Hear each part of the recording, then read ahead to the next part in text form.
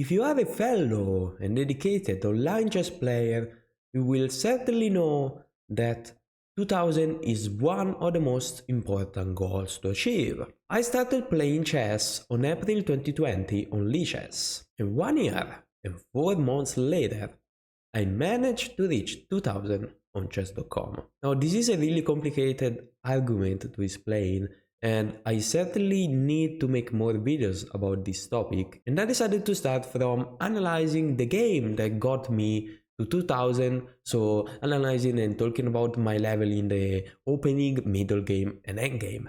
Now obviously, otherwise it would have been too easy, the game lasts only 8 moves. So I'm going to show you a game that I played the day before reaching 2000, and I think that is exactly what we are looking for. So enough talking and let's jump into the game.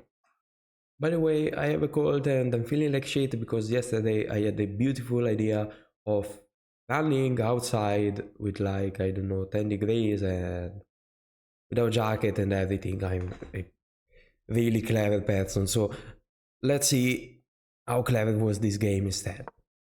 E4, I always play E4, so this does not surprise me. And by the way, I just take a brief look at the game.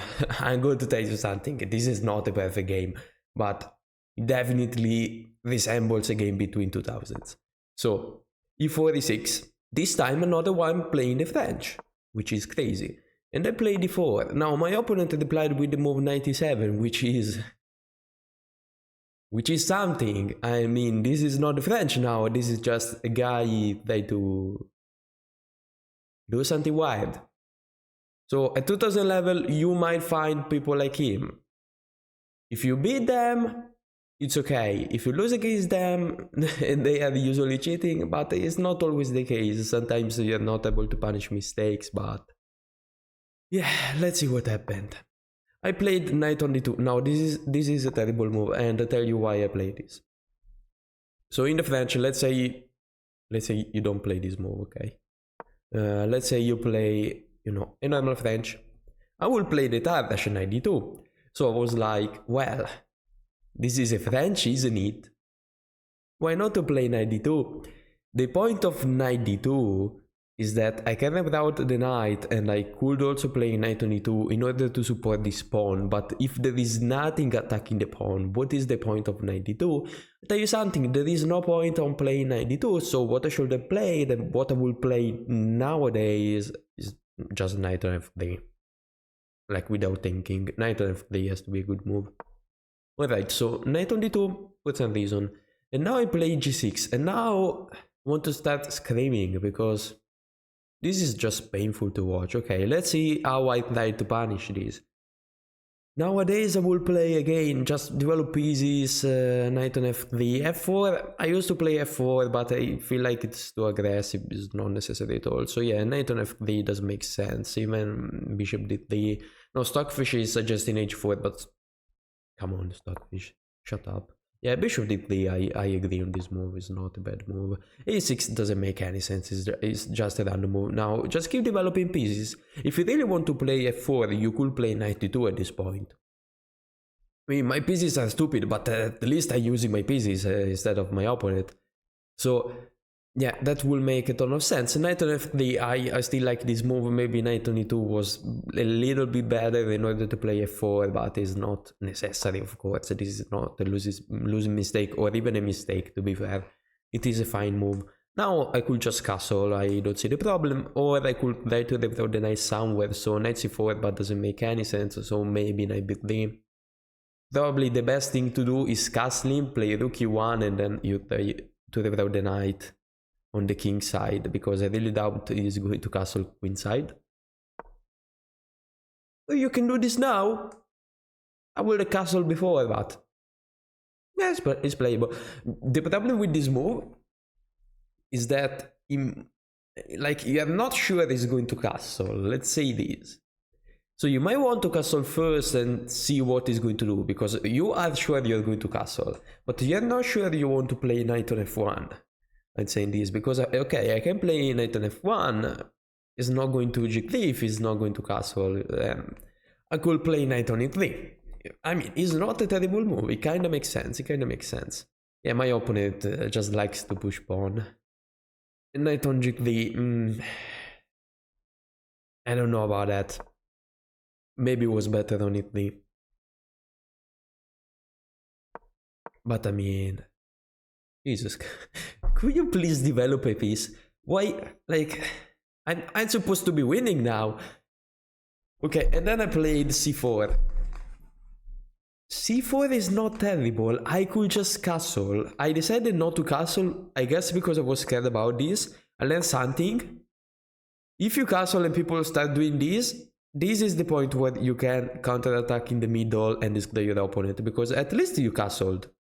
Your opponent didn't. So you can definitely castle and say, okay, come and get me, and they're going to get destroyed. So yeah, c4 is not bad. It's not bad, but could be better. Okay, now he decided to attack the pawn, which is sensible. What can we do with this pawn? So maybe this could be an idea. This could be an idea, but then he blocks. This could be an idea. I guess he's trying to just develop pieces. So castle or bishop e3. Bishop e3 is fine. I don't dislike this move. It's the only decent square for the bishop, so I guess we could agree that that is a decent move. Now, queen on d2 or short castle. I played queen on c2. Oh, listen, the idea behind queen on c2 is not stupid. Like, I could play this in the future sacrifice with h4 ideas. I don't dislike it. I would have castled again, like just castle. But queen on c2 is not terrible. Yeah, and now I decided to play this. What you should do in such a position is usually to keep the tension. If you don't want to keep the tension, another good move is always to push. Taking doesn't make any sense. Because, I mean, okay, what am I going to do? Play rook d1? Okay, whatever, but if I take, I just blocked forever. Because this pawn is not going anywhere. At least if I play this, I have a solid structure. And if I do nothing, I mean, I'm just doing nothing. So I could castle or play rook d1 in this case. I decided to take. Taking is not good. Taking is an inexperienced move. I don't like it. It's not a good move. So he decided to take. And now I guess rook d1 I played, because otherwise this plan just doesn't make any sense. Or a castle. Castle long. No, castle long is stupid, come on. Wait, was this bad? Castle long? What is the point of castle long? Just getting destroyed, because now, I mean, you could castle short and launch all your pawns towards you. They're kinda open too. Like, I could just castle short, it's not going to get me. I have a ton of pieces defending, you see, in this case is not really, and this pawn is already advanced. Yeah, castle long is dumb. And now knight on c6, trying to punish me for this random move that I played. So yeah, I guess I can see why I didn't manage to punish this guy, and I totally blundered knight on b4. I guess. What am I missing? Why this is not the best move?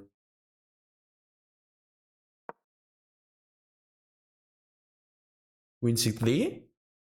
I think the point is that this bishop is so terrible that you don't even want to win it. This bishop is so bad that you just don't care if you don't want the bishop. And you want to just develop pieces. I mean, you should develop pieces. I agree on that. You should develop pieces. Yeah, now he wants to castle long, I guess. So at least I'm not getting destroyed for my mistake. Technically now, yeah, which is, I mean, at this point, if you didn't play this move before, he might have missed it, but if you think about it, it just doesn't make any sense, because once again, this bishop is just terrible. I don't want it. This knight is much better. It has a way better square. Okay, so I played a3, which is the best move, but I mean, if you let Stockfish think, I guess it's not the best move, because if the best move is going to make me lose advantage, it can't be the best move. Yeah, shut up, Stockfish. You know absolutely nothing. You're so bad. You're so bad. Stockfish is like 1800. the 1808 on the comment, the classical one. Okay, so what can we do now? We don't know if he's going to cast a short or long, but we know that he's going to cast a short for the simple fact that because he can destroy me.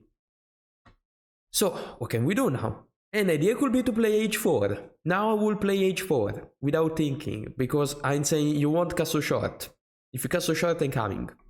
Right now I will play h4 without thinking. Rook c1, a sensible move that does nothing. The idea behind it is that I can play this now, I guess, so I can open the position for my opponent. Yeah, that's really clever. Good job, Luca. You're so good at chess. Okay, now my opponent is also preventing this, and now his knight is really good. What can I say? Good move. Makes sense. He's playing good chess. And now I am rerouting the knight because, I mean, was it necessary? Wasn't it already good there? I would still go for h4. Like, this position is so bad. You can't really do too much. Just go h4 and pray. Okay, I decided to reroute the knight. Give away the square. I have to take the knight. Like, I have to take the knight. Now, playing this move wasn't super accurate, because actually this knight is way better than this bishop, so I can give it away. And also this pawn is kinda shielding me. And also after that I have ideas of f4, let's say rook e1 and push this pawn. So yeah, this was a bad move from my opponent. Like, he played a terrible opening, but he can definitely play the middle game, let's say this. This is like the first bad move that he played. Okay, so knight on b3, then to trade. I don't dislike this. I actually agree that this is a good move. And now you decide to take the bishop. Okay. Couple of bishop against knights, which is bad, just to clarify. Now, he decided to castle long, which is not clever. Just castle short and destroy me. Like, he could have castle short 10 moves ago, and I would have lost in 5 moves, like something like that. So he decided to castle long, so I guess I don't have a ton of problems at this point. I could just play a move like f4 and keep, you know, taking space or do something like that. So f4 is not the best move, according to Stockfish. The best move is c5. Well, actually c5, after you think about it, it is really sensible. c5 and just threatening to take, and you cannot take because there is the king in the middle of everything. And I also get rid of this pawn, I open the file. So yeah, c5 is definitely a good move that I played. Finally, good move. Okay, so c5, and my opponent decided to defend. Now, is that something? Is that something? If we take, I mean, just queen take, and it is terrible. Take queen take. I'm not saying I'm winning, but after this come, I'm blocking this pawn and rotating the knight in order to win it, and I play rook on d1. It's close to winning if I take. f3. f3. King on b8. What can I do now? Taking is still not terrible. It's still not terrible. Now, I mean, I played this, so I guess my idea was to reroute the knight. I can't see anything else. Okay, the fact is that I'm not winning this pawn. The only way to win this pawn was to play f4 and d5 because I'm blocking the bishop. In this case, I'm not blocking the bishop, and there is no way I can win it, even if I put all of the attackers in the world. Like, in this case, I might win it, but I'm not even sure you have to defend the pawn, because you could pin the knight to the queen. Or you can just defend the pawn. Okay. At this point, looks like I'm winning the pawn. Again, I don't think so, because the queen is going to be pinned. I'm going to give my opponent a lot of activity. That's why this wouldn't be better, in my opinion. But yeah, he played f5. Now, f5... don't like f5. If I take, you're going to have a lot of weaknesses. He says I could also take on b6 first, and then I take this, I guess. Alright. There was queen take. If queen take, I'm just going to take everything. and go for the endgame. Easy stuff. Decided to take with the pawn. And now it actually thinks that the pawn is winnable. Alright. Now I wouldn't give up the bishop. Wouldn't give up the bishop. Now what you have to do is taking advantage of the pin. And you move the queen somewhere and you go for a counterplay. If you give pieces away, obviously that is not going to work. Yeah, he played this move thinking that he was actually winning a piece. Because let's say if I move, there is this. Now let me think. If I still better, there has to be a way. I guess I missed this move, by the way. Oh wait, I can just take the pawn. I'm stupid. It's not that deep. It's not that deep. I could just win the pawn. Okay. And now I guess I go back, or I... Okay, a bit risky, but... Listen. I could have taken with the rook, to be fair. I don't understand why to take with the queen. This kinda allows static. But now I'm suddenly much better. Okay, let's see what can we do now. Let me think about it. So, I would love to play this, but I can't right now. I could play this. Let's say bishop take. I take, rook take, I take. Queen moves. There is a ton of pressure. I guess this is the line. I guess the line is knight c6. It is knight c6. Knight c6, beautiful. Take the rook. Take the bishop. Ton of pressure. Now we can just capitalize on the endgame. So, get up 2 pawns. Beautiful, we can win this. How can we win this? This is the endgame. Let's see my endgame skill. So, I will play g4. Because if you push, I can push once again. Well, not in this case, but let's say if you push, I can play h4 and then I'm going to push. g4 does make sense. Also, now that I think about it, this is just a free pawn. And the other idea could be to put pressure on the a6 pawn with the queen, but I don't know, it feels like it is not that hard to defend. Okay, I decided to give a check for whatever reason, but I have to say, it's actually really clever, because after I give this check, good luck defending everything. And once again, I could even win the pawn on h6. I decided to play this move with the idea that I'm defending the king, like I'm not getting mated somehow, it's not terrible. Definitely not necessary, but okay, it's playable. And now, I mean, giving a check wasn't the worst thing ever. Like, let's say he plays this, you can pin the king, it's kind of interesting. But yeah, this is not bad, obviously. This is definitely winning, and now it's quite time to push my pawns. So I'm really liking what I'm doing right now. Okay, so the rook is under attack, but the opponent managed to give a check. The king is finally completely defended. We want to find a way to trade everything, and I think I got one, or is really close to be that. Queen d3. This is the only move if you don't want to trade queens. But let's say queen d3, rook d2. And that's scary. Okay, I took the pawn, which obviously is even better. Oh Jesus, got mated like this. Damn, 2000s. This guy was 2039. Like, if this was Guess the Hilo, I would have guessed 1400, 1500. Both of the players, because he got mated. But yeah, he played better, I would say, but not in the opening, So talking about the opening, I had the basics. Okay, the basics were there. I developed pieces and everything. Wasn't the worst opening ever. I didn't really play the opening considering the position. I played the opening considering what I knew. I should have played the opening considering the position, because it wasn't the normal French, it was different, so I could have taken advantage of that. But instead of doing that, I just decided to play a move that I remember that I studied, which is not the best thing you could do. But overall the opening was fine. No, the middle game.